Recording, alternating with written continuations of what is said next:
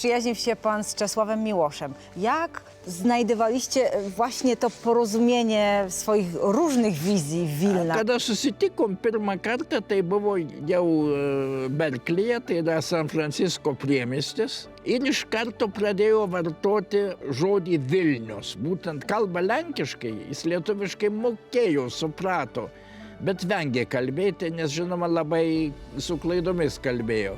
Ir jam tai buvo nepatogu. Aš supratau, čia toks diplomatiškas mandagumas, pripažįsta Vilnių Lietuvai, nu gerai, bet reiškia, aš irgi diplomatas, aš atsakau, bet aš sakau Vilno. Ir man rodos taip, geriausia išeitis bandyk atsistoti į to kito poziciją. Ir turėk vilties, kad tada ir jis prie tave šiek tiek prisitaikys. Tai mums su Milošu taip ir išėjo. Ir pradėti tą, ką vadintume empatiniai istoriografija. Taip. Iš tikrųjų. Turbūt, Tarp kad Lenkų lietuvių ir atsirado tas dialogo pagrindas, kuris be jūsų dabar to dialogo, tai aš neįsivaizduoju, kaip toliau mes galėtume šnekėtis.